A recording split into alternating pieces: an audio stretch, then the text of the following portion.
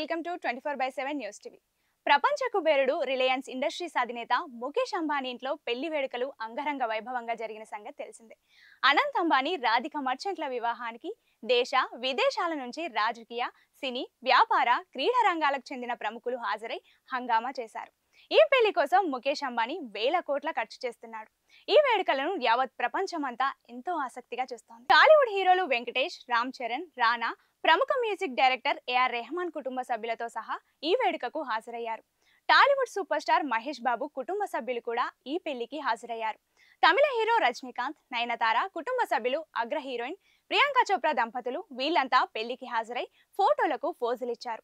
Bollywood star Shahrukh Khan, Gauri Khan, అగ్ర hero Salman Khan కూడా తన చెల్లెలతో కలిసి పెళ్లికి హాజరయ్యారు. ఇక క్రికెటర్లు కూడా హాజరయ్యారు. ఎంఎస్ ధోని దంపతులు అంబానీ కొడుకు పెళ్లికి వచ్చారు. కుమార్తెతో కలిసి ఫోటోలు దిగారు. అదే విధంగా హార్దిక్ పాండ్యా కూడా పెళ్లికి హాజరై డ్యాన్స్ చేసి అక్కడున్న వారందరినీ ఎంతో ఆనందంగా అలరించాడు. ప్రస్తుతం ఈ ఫోటోలు సోషల్ మీడియాలో వైరల్ గా మారాయి.